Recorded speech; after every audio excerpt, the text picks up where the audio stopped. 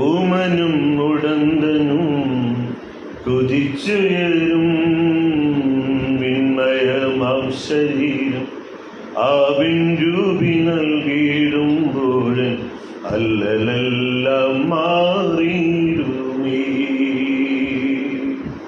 വിണ്മയമാം ശരീരം ആവിൻ രൂപി നൽകിയിടുമ്പോഴൻ അല്ലലെല്ലാം മാറിയിടുമേ. പ്രാർത്ഥിക്കാം. ഞങ്ങളുടെ നല്ല ദൈവമേ, സ്വർഗീയ പിതാവേ, ഈ നല്ല സമയത്തിനായിട്ട് ഞങ്ങൾ അങ്ങേക്ക് സ്തോത്രം ചെയ്യുന്നു. ഞങ്ങൾക്ക് ആലയത്തിൽ കൂടി വരുവാനും കർത്താവിനെ ആരാധിക്കാനും എൻ്റെ ദാസിയിൽ നിന്നുള്ളതായുള്ള ദൈവവചനങ്ങളെ കേൾക്കാനും ഒക്കെ കർത്താവ് കൃപ ചെയ്തല്ലോ.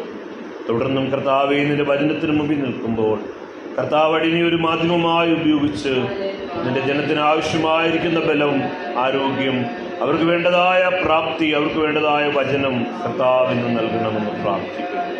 എല്ലാ മഹത്വവും അങ്ങേക്ക്, എല്ലാ പുകഴ്ചയ്ക്കും അങ്ങേക്ക്. എല്ലാം കർത്താവ് സ്വീകരിക്കണം, യേശുവിന്റെ നാമത്തിൽ തന്നെ. നമ്മുടെ ഇന്നത്തെ പകലത്തെ അല്പസമയത്തെ ചിന്തയ്ക്കായിട്ട് ഫിലിപ്പിയ ലേഖനം 4-ാം അധ്യായം അതിൻ്റെ 4 മുതലുള്ളതായ വാക്യങ്ങൾ വായിക്കാം. വളരെ പരിചിതമായ വേദഭാഗമാണ്. ഫിലിപ്പിയ ലേഖനം 4-ാം അധ്യായം അതിൻ്റെ 4 മുതലുള്ള വാക്യങ്ങൾ, 4 മുതൽ 7 വരെയുള്ള വാക്യങ്ങൾ വായിക്കാം. ഫിലിപ്പിയ ലേഖനം 4-ന്റെ കർത്താവിൽ എപ്പോഴും സന്തോഷിപ്പിൻ എന്ന് ഞാൻ പിന്നെയും പറയുന്നു. നിങ്ങളുടെ സൗമ്യത സകല മനുഷ്യരും അറിയട്ടെ. കർത്താവ് വരുവാൻ അടുത്തിരിക്കുന്നു. ഒന്നിനെക്കുറിച്ചും വിചാരപ്പെടരുത്. എല്ലാറ്റിലും പ്രാർത്ഥനയാലും അപേക്ഷയാലും നിങ്ങളുടെ ആവശ്യങ്ങൾ സ്തോത്രത്തോടുകൂടെ ദൈവത്തോട് അറിയിക്കുക അത്രേ വേണ്ടത്. എന്നാൽ സകല ബുദ്ധിയെയും കവിയുന്ന ദൈവസമാധാനം നിങ്ങളുടെ ഹൃദയങ്ങളെയും നിലവുകളെയും ക്രിസ്തുയേശുവിങ്കൽ കാക്കും. ഈ വചനം നമുക്ക് വളരെ പരിചിതമായ വേദഭാഗമാണ്. അപ്പോസ്തലനായ പൗലോസ് ഫിലിപ്പിയ ലേഖനത്തിൽ പറയുന്ന ഈ കാര്യം പലപ്പോഴും നമ്മൾ വായിക്കുകയും പഠിക്കുകയും ഒത്തിരി ദേവദാസന്മാരിലൂടെ കേൾക്കുകയും ഒക്കെ ചെയ്തിട്ടുള്ളതാണ്. അദ്ദേഹം പറയുന്നത് എന്താണ്? കർത്താവിൽ എപ്പോഴും സന്തോഷിക്കും. ദൈവത്തിൻ്റെ വചനമാണിത്. നമ്മളിത് കേൾക്കും. പക്ഷെ നമുക്ക് എപ്പോഴും സന്തോഷിക്കാൻ പറ്റുമോ അമ്മേ? നമുക്ക് സന്തോഷിക്കാൻ പറ്റില്ല പലപ്പോഴും. എന്തുകൊണ്ടാണ് സന്തോഷം? എന്താണ് സന്തോഷത്തിൻ്റെ ലക്ഷണം? ചിരിയാണോ സന്തോഷത്തിൻ്റെ ലക്ഷണം? സന്തോഷം ഉണ്ടെങ്കിൽ നമുക്ക് ചിരിക്കാൻ പറ്റും. സന്തോഷം ഇല്ലാത്തപ്പോഴും നമുക്ക് ചിലപ്പോൾ ചിരി വന്നെന്ന് വരാം, അല്ലേ? നമുക്കിപ്പോൾ എന്തെങ്കിലും ഒരു തമാശയൊക്കെ കേട്ടാൽ നമുക്ക് ചിരി വരും. നമ്മൾ ഉള്ളിൽ എന്തായിരിക്കാം? ദുഃഖം നിറഞ്ഞിരിക്കായിരിക്കാം. പക്ഷെ നമ്മൾ ചിലപ്പോൾ ആ ഒരു സന്ദർഭത്തിൽ നമ്മളൊന്ന് ചിരിച്ചു പോകും. ചിലപ്പോൾ എന്തെങ്കിലും ഒരു പെട്ടെന്ന് ഒരു തമാശ ആരെങ്കിലും പറയുമോ, അല്ലെങ്കിൽ പെട്ടെന്ന് ഒരാൾ കാല് തെറ്റി വീഴുന്നൊക്കെ ചിലപ്പോൾ അത് യഥാർത്ഥത്തിൽ ചിരിക്കേണ്ട കാലം അല്ലേ പോയി സമയം അല്ലേ പോലും ചിലപ്പോൾ അറിയാതെ ചിരി വന്നു പോകും. അപ്പം ചിരി ഒരിക്കലും സന്തോഷത്തിൻ്റെ ലക്ഷണമെന്ന് നമുക്ക് പറയാൻ പറ്റില്ല. പക്ഷേ സന്തോഷം ഉണ്ടെങ്കിൽ നമുക്ക് ചിരിക്കാൻ പറ്റൂ എന്നുമില്ല. സന്തോഷം ഇല്ലാത്തപ്പോഴും നമുക്ക് ചിരി വന്നു പോവാം, സ്ഥിരമായിട്ട് നിൽക്കുന്നത്. എന്താണ് സന്തോഷത്തിൻ്റെ ലക്ഷണം? സമാധാനമാണ് സത്യത്തിൽ, അല്ലേ? നമുക്ക് പ്രത്യേകിച്ച് ടെൻഷനൊന്നും ഇല്ലാതിരിക്കണം. ഒരു അകത്തൊന്നും ഇങ്ങനെ ഇല്ലാതിരിക്കണം. നമ്മുടെ ഈ കടലിലെ തിരകൾ പോലെയാണ് നമ്മുടെ മനസ്സ്, അല്ലേ?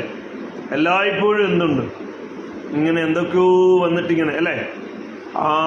അതൊന്നും ഇല്ലാതൊന്നും പ്രത്യേകിച്ച് നമ്മൾ ഈ ശരിക്കും ആരാധിക്കാൻ കഴിഞ്ഞാൽ നമുക്ക് സന്തോഷത്തിൻ്റെ ഒരു പടിയിലെത്താൻ പറ്റും നമുക്ക്, അല്ലേ? ആ സമയത്ത് നമുക്ക് എല്ലാ ഭാരമൊക്കെ ഒരു പുതുബലമൊക്കെ കിട്ടാം. ആ ഒരു ടൈമിൽ നമ്മൾ സത്യത്തിൽ ഈ സന്തോഷത്തിൻ്റെ ഒരു അനുഭവത്തിൽ എത്തുകയാണ്. പക്ഷെ പിന്നീട് ലോകത്തിലോട്ട് ഇറങ്ങുമ്പോൾ എന്തിട്ടു പിന്നെയും പല പല കാര്യങ്ങൾ, ചിന്തകൾ എല്ലാം കൂടെ വന്നിട്ട് നമ്മളെ ഭാരപ്പെടുത്തും.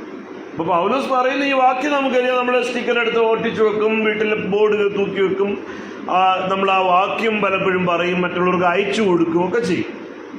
പക്ഷേ ഇതത്ര എളുപ്പമുള്ള കാര്യമല്ല. പക്ഷെ ഇത് നമ്മൾ ജീവിതത്തിൽ കൊണ്ടുവന്നാൽ മാത്രമേ നമുക്ക് മുന്നോട്ട് പോകാൻ പറ്റത്തുള്ളൂ. ദുഃഖിച്ചും തളർന്നും ഭാരപ്പെട്ടും ഇരിക്കുമ്പോൾ നമുക്ക് മുന്നോട്ട് പോകാൻ പറ്റത്തില്ല. ഇന്നിപ്പോൾ നമുക്ക് സാക്ഷ്യം പറയാനായിട്ട് പറയുമ്പോൾ ആരും എന്ത് ചെയ്യുന്നില്ല, എഴുന്നേൽക്കുന്നില്ല അല്ലേ? ഇപ്പം നമ്മൾ പറഞ്ഞു കുവൈറ്റിലെ പിന്നെ ദേവദാസ് പറഞ്ഞു കുവൈറ്റിലെന്താ ഏതാണ്ട് 200 പേര് താമസിച്ചുകൊണ്ടിരുന്ന ഒരു അപ്പാർട്ട്മെൻറ്റിൽ, അവിടെ 5-6 നിലകളുള്ളതാണത്. അപ്പോൾ അതിൽ ഏറ്റവും അടിയിൽ വാച്ച്മാൻ്റെ മുറിയിൽ എന്ത് പറ്റി, ഗ്യാസ് സിലിണ്ടർ പൊട്ടിത്തെറിച്ചു. പിന്നെ അതിൻ്റെ പുകയും തീയും എല്ലാം അങ്ങനെ മൊത്തത്തിൽ കത്തി മേലോട്ട് പോകുമ്പോൾ കൂടുതൽ പേരും മരിച്ചത് എങ്ങനെ, പുക അവർക്ക് ഉറക്കമായിരുന്നു. ഉറങ്ങിയില്ലെങ്കിൽ തന്നെ അവരുണർന്നാൽ തന്നെ പെട്ടെന്ന് താഴോട്ട് പോകുന്നിടത്തെല്ലാം എന്താ, പുകയാണ്. അപ്പം നമ്മുടെ മുറി മുഴുവൻ പുകയായി കഴിഞ്ഞാൽ നമുക്ക് 1 മിനിറ്റ് പോലും നിൽക്കാൻ പറ്റില്ല, ശ്വാസം മുട്ടിപ്പോവല്ലേ. അപ്പോൾ പ്രത്യേകിച്ചും ഈ AC ഒക്കെ ഉള്ള മുറികളാണ് അവിടെയുള്ളതെല്ലാം. ഗൾഫിലെ മുറികൾ കൂടുതലും അങ്ങനെയാണ്, കാരണം ചൂടാണല്ലോ. അപ്പോൾ അതുകൊണ്ട് ഈ പറഞ്ഞ എയർ സർക്കുലേഷൻസ് ഒന്നും കാണില്ല, എല്ലാ മുറിയും അടഞ്ഞിരിക്കുകയാണ്. ഈ AC ആണ് ആകെയുള്ള പുറത്തേക്കുള്ള. അപ്പോൾ AC കിട്ടുന്നത് പുറത്തോട്ട് കാറ്റ് പോകുന്നു, അകത്തേക്ക് അത് തണുപ്പിച്ചുകൊണ്ടേയിരിക്കുന്നു. അപ്പം ഈ ഒരു സ്ഥലത്തേക്ക് മൊത്തം പുകയകത്തോട്ട് കയറി കഴിയുമ്പോഴത്തേക്കും ഇത്രയും ഇതിനെ പുറത്തോട്ട് അടിച്ചളയാൻ AC പറ്റുന്നില്ല. ആ ഒരു ടൈമിൽ ഈ പുകയിലാട് വന്നിട്ട് അത് ഉറക്കത്തിലാണ് പലരും. പിന്നെ ചിലർ എന്ത് ചെയ്യുന്നു, പുറത്തോട്ട് എടുത്ത് ചാടുന്നു. അങ്ങനെ ചാടി ചിലർ മരിച്ചു. അതിലൊരു മലയാളിയായ ഒരാൾ, എന്താ മലയാളിക്ക് പ്രത്യേകിച്ച് ബുദ്ധിയുണ്ട്, കുറച്ചും കൂടെ ബുദ്ധിയുള്ള വിഭാഗമായിട്ടാണ് മലയാളികളെ പറയുന്നത്. ഒരാളെ പറ്റി പത്രത്തിൽ വന്നത്, അയാൾ ഇങ്ങനെ ഇറങ്ങി ചാടുമ്പോൾ അയാൾക്ക് വാട്ടർ ടാങ്ക് ആ ഭാഗത്താണെന്ന് ഓർമ്മ വന്നിട്ട് അയാൾ ധൈര്യമായിട്ട് എടുത്ത് ചാടി. കാലിനൊക്കെ അരയ്ക്ക് താഴെ ഇച്ചിരി പരുക്കൊക്കെ പറ്റിയില്ല, അയാൾ രക്ഷപ്പെട്ടു. ഇത് ചിലർക്കൊന്നും അതൊന്നും പറ്റിയിട്ടേ ഇല്ല.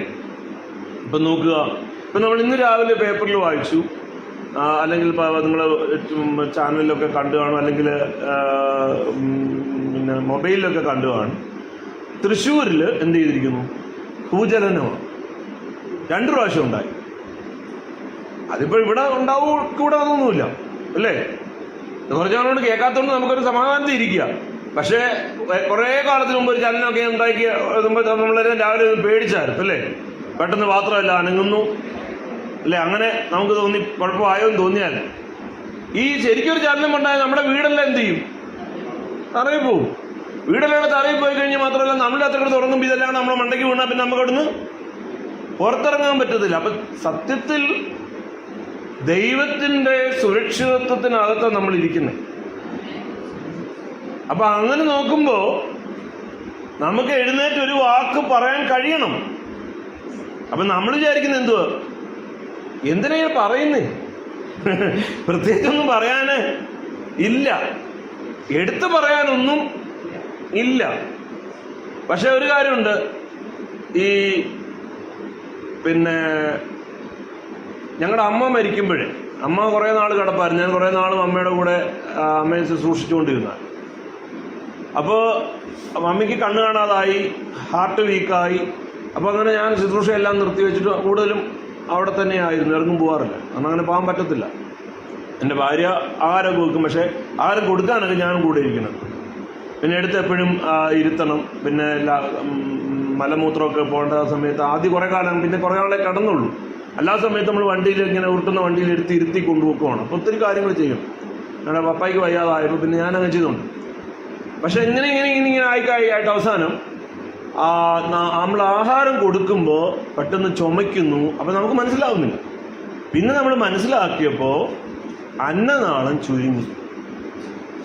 അന്നനാളം ചുരുങ്ങിക്കഴിഞ്ഞിട്ട് ആഹാരം പോകുന്ന സ്ഥലം ചുരുങ്ങി. അതിൻ്റെ തൊട്ടിപ്പുറത്താണ് ശ്വാസകോശം, ശ്വാസനാളം. അന്നനാളത്തിലോട്ട് പോകേണ്ട സാധനം എങ്ങോട്ട് പോകും, ശ്വാസകോശത്തിലേക്ക് പോകും. അപ്പോൾ അത് വലിച്ചു കയറ്റും, ന്യൂമോണിയ. അന്നേരം പിന്നെ ഡോക്ടറെ കണ്ടപ്പോൾ, ഡോക്ടറെ വിളിച്ച് വീട്ടിൽ വരുത്തിയപ്പോൾ പണം ആശുപത്രി കൊണ്ടുപോകാൻ പറ്റത്തില്ല. വിളിച്ചപ്പോൾ അവർ പറഞ്ഞു, ഇനി ഒരു കാര്യം വെച്ചാൽ മൂക്ക് തുളച്ച് അകത്തോട്ട് ട്യൂബ് ഇട്ട്. അപ്പം ഞാൻ നോക്കിയപ്പം ഇപ്പം അമ്മ സംസാരിച്ചുകൊണ്ടിരിക്കുന്ന അമ്മയാണ്, അത് മാറിയിട്ട് ഇങ്ങനെ ഈ ട്യൂബ് ഇട്ട് കിടക്കുന്നവർ നമ്മളിങ്ങനെ വേറെ സാധനങ്ങളൊക്കെ കൊടുക്കണം. ഞാൻ പറഞ്ഞു അത് വേണ്ട. അപ്പോൾ ഞാൻ പലരോട് ചോദിച്ചപ്പോൾ പറഞ്ഞു ഇത് അവസാനത്തെ സമയം ആയി എന്ന് പറയും. അപ്പോൾ അത്രയും നാൾ ഞാൻ എന്നും ആഹാരം കൊടുത്തുകൊണ്ടിരുന്ന മമ്മിക്ക് പോകേണ്ട സമയമായപ്പോഴത്തേക്ക് എന്ത് ചെയ്തു, അന്നനാളം ചുരുങ്ങി, അത് അങ്ങോട്ടും ഇങ്ങോട്ടും മാറി. അപ്പോൾ ഈ പറഞ്ഞ അങ്ങനെ കിടക്കുന്ന ആളുകളുണ്ട് അല്ലേ? അങ്ങനെ ദീർഘനാൾ കിടക്കുന്നവരുണ്ട്, ദീർഘനാളുകൾ അങ്ങനെ കിടക്കുന്നവരുണ്ട്. പിന്നെ വേറെ തന്നെ കാരണങ്ങളാൽ ആഹാരം കഴിക്കാനൊക്കാതെ ക്യാൻസറൊക്കെ വന്നിട്ട് ഇങ്ങനെ ട്യൂബ് കൊടുക്കുന്നു. പക്ഷേ അങ്ങനെ ട്യൂബികളെ കഴിച്ചിട്ടാണോ ഒന്നും ഇവിടെ വന്നിരിക്കുന്നത്? ഇവിടെ ഇരിക്കുന്ന ആരെങ്കിലും അല്ല. അപ്പോ അങ്ങനെ വന്നൂടെ നമുക്ക്? അപ്പൊ ഞാൻ ഇന്നൊരു ഗ്ലാസ് ചായ കുടിച്ചത്, ഒരു ഗ്ലാസ് വെള്ളം കുടിച്ചത്, അല്പം ആഹാരം കഴിച്ചത് എൻ്റെ സ്വന്തം ബലത്തിൽ, എൻ്റെ സ്വന്തം കഴിവിൽ ഞാൻ വേറെ ആരുടെ സഹായം കൂടാതെ കഴിച്ചില്ലേ? ഇറങ്ങി താഴേക്ക് പോയില്ലേ? അല്ലെങ്കിൽ കുടിച്ചില്ലേ? ദൈവത്തിന്റെ കരുണയല്ലേ? എനിക്കിത്ത കടം മാറിയിട്ടില്ല, അതുകൊണ്ട് എനിക്ക് സാക്ഷ്യമില്ല. എൻ്റെ ആ രോഗം ഇപ്പോഴും കിടക്കുന്നു, അതുകൊണ്ട് എനിക്ക് സാക്ഷ്യമില്ല. നാളുകളായി പ്രാർത്ഥിച്ചുകൊണ്ടിരിക്കുന്ന ആ ജപ്തി ഇതുവരെയും മാറിപ്പോയിട്ടില്ല, അതുകൊണ്ട് എനിക്ക് സാക്ഷ്യമില്ല. രാവിലെ എഴുന്നേറ്റിട്ട് വീട്ടിൽ നിന്ന് പുറത്തു വരാൻ പറ്റാത്ത ആളുകളുണ്ട്. ചില ആളുകൾക്ക് എപ്പോഴും ഈ ഇൻഹീലർ എന്ന് പറയുന്ന സാധനം എടുത്ത് ഇങ്ങനെ അടിക്കണം. അടിച്ചാലേ അവർക്ക് എന്ത് ചെയ്യത്തുള്ളൂ, വലുവെന്നുള്ള രോഗത്തെ കേട്ടിട്ടില്ല. അതിങ്ങനെ മേലും കേട്ടും ഇങ്ങനെ മറ്റുള്ളവർക്ക് പേടി തോന്നും ആ രോഗം അല്ലേ? പക്ഷേ നമ്മളിൽ മിക്കവർക്കും ശ്വാസം മേലോട്ടെടുത്തായിട്ട് പോകാനൊക്കെ പറ്റുന്നുണ്ട് അല്ലേ? അപ്പൊ ഇങ്ങനെ നോക്കിയ 1000 നന്മകൾ ദൈവം നമുക്ക് തന്നിട്ടുണ്ട്. അപ്പം ദൈവത്തെ സ്തുതിക്കാനും ദൈവം ചെയ്ത നന്മ പറയാനും ദൈവം ചെയ്ത ഉപകാരം പറയാനും ഒന്നുമല്ലെങ്കിൽ ഒരു വാക്ക് കർത്താവിന് നന്ദി പറയാനും നമുക്ക് കിട്ടുന്ന സമയമാണ് ഇത്, സാക്ഷ്യം പറയാനുള്ള സന്ദർഭം. നമ്മൾ ചിന്തിച്ച കാര്യം എന്താ? എന്നാൽ ഇതേ നമ്മൾ നാളെ പറയും. ശ്വാസം മുട്ടിയിട്ട് ശ്വാസം എടുക്കാൻ പറ്റാതെ കഴിഞ്ഞ ആഴ്ച എനിക്ക് ചർച്ചിൽ വരാനും പറ്റിയില്ല, ശ്വാസം മുട്ടി, പക്ഷെ ദൈവം എന്നെ വിടുവിച്ചതുകൊണ്ട്. അപ്പൊ ദൈവം ആലോചിക്കുമ്പോ അപ്പൊ ശ്വാസം മുട്ടിച്ചാലേ ഇവര് സാക്ഷ്യം പറയൂ അല്ലേ? അല്ലെങ്കിൽ കിടപ്പായി കുറച്ച് ദിവസത്തേക്ക് മറിഞ്ഞടിച്ച് വീണു, അല്ലെങ്കിൽ കാലോ കയ്യോ പൊട്ടി, പിന്നെ അത് കൈയൊന്നും പൊക്കാതെ കുറച്ച് ആളൊക്കെ ഇരുന്നിട്ട് പിന്നെ വന്നപ്പോൾ ഒരാഴ്ച ഒരു 6 മാസമായിട്ട് എനിക്ക് കൈ വെക്കാൻ വയ്യായിരുന്നു, പ്ലാസ്റ്റർ ഇട്ടിരിക്കുക. ഇപ്പൊ സ്തോത്രം അപ്പൊ കർത്താവ് ചിന്തിച്ചോണം, കാലും കൈയൊന്നും പൊടിയാതെയും തട്ടാതെയും മുട്ടാതെയും നടത്തുന്നതാണ് ഈ പ്രശ്നം. ഇങ്ങനെ നമ്മൾ നോക്കുമ്പോ നമുക്കൊരു മരവിപ്പ് വന്നുകൊണ്ടാണ് നമ്മൾ ഈ സാക്ഷ്യം പറയാതിരിക്കുന്നത്. എന്തൊരു പറയാൻ എന്നിങ്ങനെ തന്നെയല്ലേ പറയും, അല്ല ഇതെന്തോ പറയാനുള്ളത് എന്ന് നമ്മൾ ചിന്തിക്കും. പക്ഷെ ഓർക്കണം, നമ്മളിപ്പോൾ ഇരിക്കുന്നത് അഗ്നിജ്വാലയ്ക്കൊത്ത കണ്ണുള്ളവന്റെ മുമ്പിലാണ്. അവൻ നമ്മൾ ശ്രദ്ധിച്ചുകൊണ്ടിരിക്കുക. പോട്ടെ, ഇവിടെ വെച്ച് നമ്മൾ പറയുന്നില്ല, പക്ഷെ ഇവിടുന്ന് ഇറങ്ങിയിട്ട് റേഡിയോ മുക്കി പോയി പലരോടും സുവിശേഷം പറയുന്ന ആളാണെങ്കിൽ, അല്ലെങ്കിൽ ചീരങ്കാവിലോ കൊല്ലത്തോ അല്ലെങ്കിൽ കൊട്ടാരക്കരയോ ഒക്കെ പല വീടുകൾ കയറി ഇറങ്ങിയും ആ തെരുവിൽ പോയി നിന്നും ഒക്കെ സുവിശേഷം പറയുന്ന ആളാണെങ്കിൽ, സാക്ഷ്യം പറയുന്ന ആളാണെങ്കിൽ, ഒരു പക്ഷേ ഇപ്പൊ സഭായോഗത്തിൽ പറഞ്ഞില്ലെങ്കിലും കുഴപ്പമില്ല. ആകെ പോകെ പറയുന്നത് എപ്പോഴേ ഉള്ളൂ, ഈ സഭായോഗത്തിൽ ആകെ പറയുന്നത്. മറ്റിടത്തെല്ലാം ലജ്ജയാ. അങ്ങനെ അവരോടൊക്കെ പറയുന്നവരുണ്ടായിരിക്കും അവിടെ, ഇല്ലെന്നല്ല ഞാൻ പറഞ്ഞത്. പക്ഷെ ബഹുഭൂരിപക്ഷം പറയുന്നില്ല. ആകെ പോകെ പറയുന്ന ഒരിടമാണ് സഭായോഗം. അവിടെ നമ്മൾ ഇനി ഈ മരവിപ്പ് കാണിക്കരുത്. നാളെ നമുക്ക് ഇങ്ങനെ ഒരു അവസരം ഇതുപോലെ ലഭിക്കുമെന്ന് നമുക്ക് പറയാൻ പറ്റത്തില്ല. ഒരു ഭൂചലനമോ ഒരു ഭൂകമ്പമോ അല്ലെങ്കിൽ ഇതുപോലുള്ളൊരു അനർത്ഥമോ ഒരു പ്രതിസന്ധിയോ ഒക്കെ നമ്മുടെ ജീവിതത്തിൽ പ്രശ്നം വന്ന് നമുക്ക് ദൈവത്തെ ആരാധിക്കാൻ കഴിയാതെ വന്നാൽ നമുക്ക് പിന്നെ സാക്ഷിക്കാൻ പറ്റാതെ വരും. അതുകൊണ്ട് ലഭിക്കുന്ന സമയം നാം തക്കത്തിന് നല്ലതായിട്ട് ദൈവത്തിന് പ്രയോജനപ്പെടുവാൻ ഉപയോഗിക്കണം. അതുകൊണ്ട് ഈ വചനത്തിന്റെ വെളിച്ചത്തിൽ ഇനി മുതൽ ഒരു നീട്ടി പറയണമെന്നുമില്ല. ചിലപ്പോൾ നമുക്ക് 1 മണിക്കൂറുടെ സമയത്തിനകത്ത് പ്രാർത്ഥനയും പ്രസംഗവും എല്ലാം കഴിയേണ്ടതുള്ളതുകൊണ്ട് നമുക്ക് പറ്റത്തില്ലായിരിക്കാം. പക്ഷെ ഒരു വാക്കെങ്കിലും ഒരു വചനമെങ്കിലും വായിച്ച് ദൈവസ്ഥന്റെ ഇരിപ്പാൻ, അതിനകത്തൊന്നും പറയാനില്ലായിരുന്നല്ലോ എന്ന് തോന്നിയാലും, വേറൊരാൾക്ക് തോന്നിയാലും വേറൊരാൾ തോന്നുന്നു നമ്മൾ ചിന്തിക്കേണ്ട. ഒത്തിരി സമയമെടുത്ത് നമ്മൾ എല്ലാം നമ്മൾ നോക്കണം. സഭയുടെ ടൈം, പ്രസംഗത്തിന്റെ സമയം, കുഞ്ഞുങ്ങളുടെ സാക്ഷി എല്ലാം നടക്കണമല്ലോ. പക്ഷെ 1 സെക്കൻഡോ 1 മിനിറ്റോ അല്ലെങ്കിൽ 1/2 മിനിറ്റോ 1 മിനിറ്റോ ഒക്കെ നമുക്ക് ധാരാളം കിട്ടും. അല്ലാതെ പറയാൻ ഉള്ള സമയത്ത് പറയണം. അല്ലാണ്ട് എഴുന്നേക്കാൻ പറ്റുന്നുണ്ടല്ലോ, അതൊരു വലിയ കൃപയല്ലേ. ഇരിക്കാൻ പറ്റുന്നുണ്ടല്ലോ, അതൊരു വലിയ കൃപയില്ല. ഇരിക്കാൻ പറ്റത്തില്ലല്ലോ കുറേ പേർക്ക്. നിലത്ത് ഇരിക്കാൻ പറ്റത്തില്ല ഒത്തിരി പേർക്ക്. പലർക്കും എഴുന്നേറ്റ് നിൽക്കാൻ പറ്റാതെ വരുന്നു. അപ്പൊ അത് പ്രത്യേകമായിട്ട് ഓർക്കണമെന്ന് ഞാൻ പറയും. ഇപ്പൊ പൗലോസ് പറയുന്നു, കർത്താവിൽ